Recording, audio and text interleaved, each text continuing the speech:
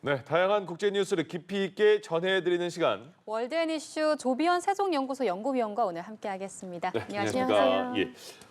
캄보디아에서 우리 국민 노린 납치와 감금 범죄 또 사망 사고까지 일어났잖아요. 해외에서 이런 캄보디아에서의 사태의 심각성에 대해서도 주목하고 있을까? 우리는 굉장히 중요한 상황인데 어떤지 궁금합니다. 네, 사실 그 한국 그 구체적인 사례에 대한 그 해외의 그 주목도는 크게 높지는 않습니다. 다만 이제 어제 가디언지에 이제 관련된 보도가 이제 되었고요.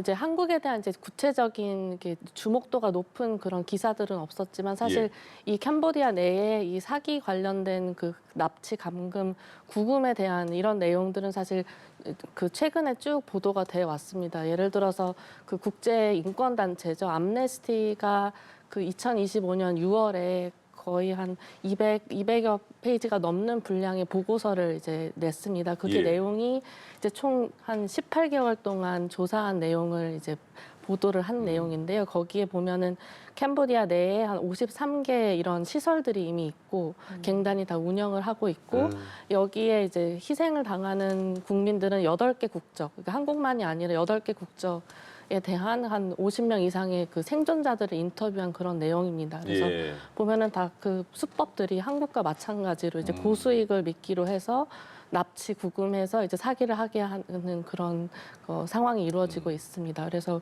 뭐 미국하고 영국과 같은 경우는 어제 보도를 보니까 오늘 새벽 이제 보도를 보니까 이제 캄보디아 그 내 그 갱단의 그 관련된 뭐 부동산이나 뭐 비트코인 이런 것들을 다 앞서 뭐 그 제재를 가하는 그런 조치를 취하고 있다고 합니다. 그렇군요. 예. 알겠습니다. 이번에는 중국으로 가보겠습니다. 왕이 중국 외교부장이 스페인과 프랑스, 스웨덴의 외교수장을 연쇄 초청을 했는데 지금 관세 협상을 앞두고 미중 갈등이 좀 심화하고 있는데 이렇게 다른 나라의 외교수장과 만남을 갖게 되는 거는 어떤 셈법이 좀 담긴 걸까요? 네, 사실 그 트럼프 대통령이 취임한 초반에 돌아가 보면은 그때 뭐 관세부터 시작해서 동맹 정책 그런 이제 여러 가지 이제 미중 간에 어떻게 보면 관세 전쟁이 시작이 됐었죠. 그때도 그 작년만 해도 이제 유럽의 대부분의 국가들이 이제 중국으로부터의 그 의존도에서 탈피하려는 그런 노력을 해왔었는데 이제 트럼프 대통령이 그런 조치들을 취하다 보니까 잠시 그런 협력의 분위기가 조성된 바가 있습니다. 그리고 올해가 또 유럽연합하고 중국의 그 50년 그 수교 기념 뭐 그런 해이기도 합니다. 그래서 지금 또 에이펙도 앞두고 있고 또 미중 간의 또 무역 경쟁이 다시 가시화되다 보니까 이제 중국이 이제 영향력을 좀 확대하는 차원에서 다들 이 유럽 정상들에 대한 그 수장들에 대한 그 접촉이 이루어지는 것 같습니다. 네, 그런데도 불구하고 뭐 앞으로의 이제 지속 가능성에 대해서는 조금 지켜봐야 됩니다. 왜냐하면 그 중국 그 히토류 수출 통제 같은 경우에는 이번에 이제 상무부가 발표한 내용은 그 해외에서 이제 생산되고 전달되고 그 하는 그 0.1%의 히토류만 들어간 모든 제품과 기술 이런 것들에 대한 것도 다 중국 상무부의 허가를 받게 하는 조치입니다. 그렇다 보니까 이제 유럽 국가들한테도 당연히 영향이 갈 수밖에 없고요. 그래서 뭐 지금 만나는 것도 그런 그 문제까지도 논의를 해야 하는 목적도 있는 것으로 보여집니다. 네. 미국 국방부와 언론사가 완전히 세게 붙었던데요. 그러니까 국방부에서 우리 기자단 그 출입처를 좀 그 출입 언론사를 바꾸겠다라는 말도 했고, 그다음에 우리도 이제 그 기자들한테 기사 쓸 때 국방부한테 허락 받고 내보내라 이렇게까지 얘기를 한 것 같아요. 그렇죠. 그 기자단 반발할 수밖에 없는 상황이 된 것 같은데요. 네, 그 트럼프 사실 임기 초반부터 언론에 대한 여러 가지 통제가 이루어져 왔습니다. 그래서 1월 달에는 뭐 4개 언론사를 펜타곤에서 퇴출시키고 그 자리를 이제 우파 매체 이제 좀 호의적으로 보도하는 친트럼프 매체라고 네, 볼 수 있죠. 친트럼프 매체로 이렇게 자리를 이렇게 옮기기도 했고요. 그리고 5월 달에는 또 그 정부 부처 내에 수행원이 없으면 기자들이 이동할 수 없게 하는 그런 동선의 제한도 가했습니다. 그래서 이번 지금 조치 같은 경우에는 그 내용을 보면은 그 승인되지 않은 기밀 그리고 기밀은 아니지만 통제된 정보를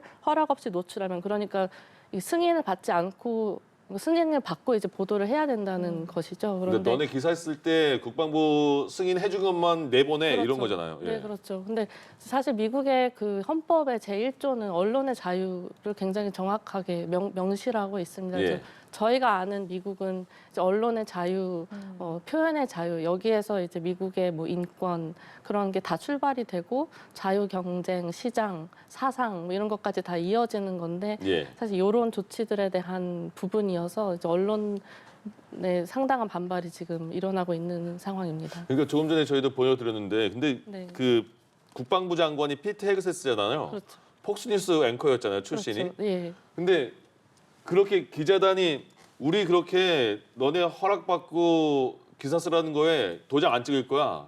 약간 거부하니까 네.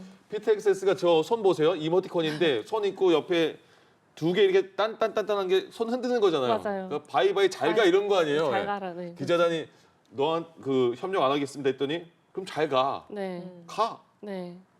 그렇습니다. 지금 이 서약을 안 하겠다라고 한 매체들이 뭐 저희가 잘 아는 AP, 로이터 통신, CNN, 뭐 그런 워싱턴 포스트, 뉴욕 타임스 다 그런 데서 이제 자신들이 이제 서약 안 하겠다라고 그 성명을 낸 것을 예. 이제 이게 헥세스 장관이 이걸 퍼나르면서 말씀하신 그 빠이하는 그 이모티콘을 해서 사실 이미 언론사들의 반발이 있었고 예. 그런데 이 사안에 대해서 또 이렇게 반응한 거에 대해서 굉장히 또 지탄을 하고 있습니다. 그래서 이제 폭스뉴스에 한번 들어가 보니까요. 네. 근데 거기서는 이 사안에 대해 다루진 않더라고요. 그런 부분이 굉장히 좀 흥미로운 상황입니다. 그러게요. 언론사들과 어떻게 국방부의 관계가 이어질지는 예. 모르겠네요.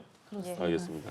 한편 트럼프 대통령은 앞서 이스라엘 의회 연설에서 이란을 향한 우정과 협력의 손길은 항상 열려 있다라고 하면서 이란과의 평화협정을 제안했는데 이란의 생각은 좀 다른 것 같습니다. 네. 지금 트럼프 대통령의 이런 제안이 미국의 행동과 모순된다 이렇게 반발을 하고 나선 것 같아요. 네, 그렇습니다. 이번에 그 이집트에서 가자 관련돼서 정상회의가 열리면서 이제 트럼프가 이집트로 가기 전에 이제 이스라엘에 들렸고 이스라엘의 그 의회 연설에서 그 1시간 동안 연설하는 내용 중에 이제 이란에 대해서도 이제 손길을 내민다면서요. 사실상 평화를 제안을 했습니다. 그런데 이제 이란 외무부는 이제 14일에 성명을 내면서 그 트럼프가 이 연설 동안 이란에 대해서 얘기한 내용을 보니까 다 조목조목 반박하는 그런 내용이었습니다. 그래서 이란의 입장에서는 뭐 2025년 6월에 그 미드나잇 햄머 작전이라고 해서 미국이 그 이란의 핵시설 3개를 공습하는 사건도 있었고 예. 그리고 이스라엘의 이란 공습도 트럼프 대통령이 이렇게 지지하는 모습을 보여왔습니다. 그렇다 보니까 이번 이란 외무부 성명을 보면은 한 1,000명의 그런 여성을 포함한 아이를 포함한 사상자를 냈으면서 이 평화를 제안하는 게 굉장히 모순적이다라고 비판을 했고요. 그리고 또 뭐 트럼프 대통령이 그 연설 중에 이스라엘의 그 국가 뭐 인정 뭐 이런 부분도 얘기했는데 이 부분에 대해서도 굉장히 수치스럽다라는 표현을 하면서 정면으로 좀 비판하는 그런 성명이었습니다. 예. 우리나라도 폴란드에 무기 수출 많이 하잖아요. 예, 근데 폴란드가 글로벌 방산 시장, 그러니까 세계적으로도 방산 시장에서 굉장히 큰 손으로 평가를 받고 있는 거예요? 아니면 큰 손이 된 거예요? 지금 상황이 어떤 거예요? 엄청난 큰 손이 됐습니다. 그래요? 네, 왜냐하면 지금 그 폴란드가 오른쪽에 벨라루스하고 우크라이나가 위치하고 있습니다. 예. 벨라루스는 2023년에 러시아가 전술핵을 배치를 한 국가이고 그리고 우크라이나는 당연히 이제 전쟁이 아직도 지속되고 있는 상황이어서 예. 어떻게 보면 폴란드가 이 러시아의 서진에 이제 접경에 이제 서 있는 그런 국가입니다. 그래서 이제 현대화를 이제 군사력을 증강을 해야 된다라고 해서 지금 나토 국가들 중에 가장 그 GDP 대비 비율을 4.7%, 뭐 4.8% 이렇게 높여가고 있습니다. 그래서 예. 올해 그 국방비를 보니까 65조 원이었는데요.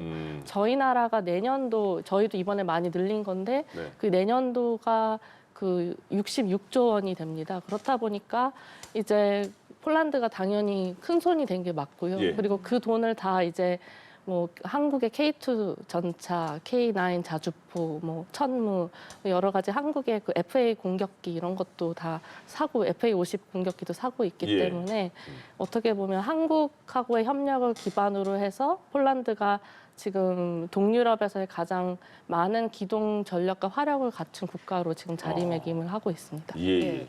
한편 북해 앞바다에서는 수면 아래로 자망하지 않고 수면 위로 솟아오른 잠수함이 논란이 되고 네. 있는데 이게 러시아 잠수함이라고 하더라고요. 네. 고장이냐 아니냐를 놓고 나토 사무총장과 설전까지 벌어졌다고요. 네, 맞습니다. 지금 잠수함이 물에 뜨면 잠수함이 아닌 거잖아요. 그렇죠, 그렇죠. 이게 러시아 입장은 이제 영국 그 항해 그 법령 그 규율을 지키기 위해서 이제 잠시 올라왔다라고 하는 입장입니다. 그런데 예. 이제 이 러시아의 흑해 함대가 이런 발표를 냈는데 그걸 바로 이제 나토 사무총장이 아니다, 이건 고장에 의해서 올라온 게 아니냐라는 말을 했습니다. 예. 그런데 그 좀 두고 봐야 된다라고 생각이 되는 게요. 네. 이게 13일 프랑스 인근 해역에서 러시아 잠수함, 이게 디젤 잠수함이 올라온 것인데 예.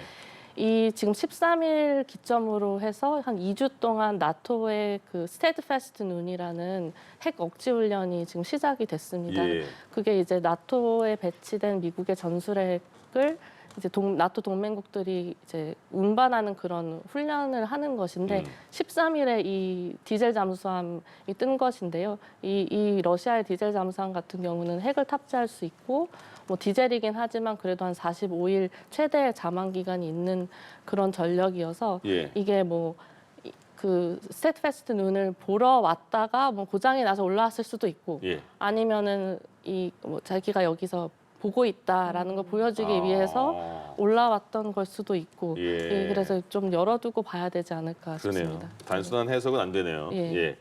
노르웨이로 가보겠습니다. 노벨 평화상 노르웨이에서 이제 발표를 했는데 얼마 전에 했잖아요. 네. 근데 베네수엘라의 그 야권 여성 지도자 마차도가 선정이 됐는데 그 노벨 평화상을 네. 얼마 전에 받았는데 베네수엘라에서 이 노벨 평화상을 수여한 노르웨이 그 대사관을 없애겠다 이렇게 말을 했어요. 네, 이 연관이 돼 있는 건지 모르겠네요.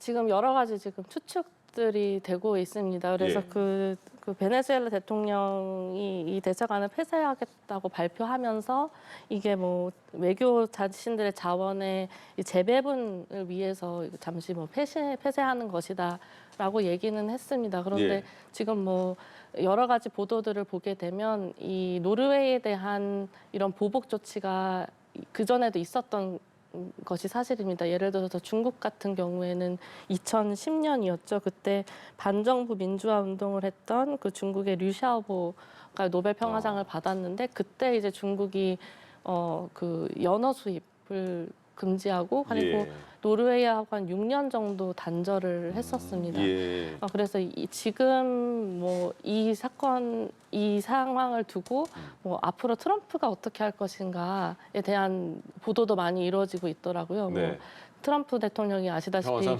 네, 노벨 평화상에 대한 여러 가지 항상 많이 언급을 해왔는데 예. 이번에 또 안 됐고 그러다 보니까 뭐 그 외신들 같은 경우에는 뭐 노르웨이에 대한 관세 조치나 뭐 방위비 뭐 이런 것들이 있지 않을까 뭐 이런 추측들이 나오고 있는 상황입니다. 예, 알겠습니다. 오늘 월드엔 이슈 조비현 세종연구소 연구위원과 함께 이야기 나눠봤습니다. 오늘 말씀 고맙습니다. 고맙습니다. 감사합니다.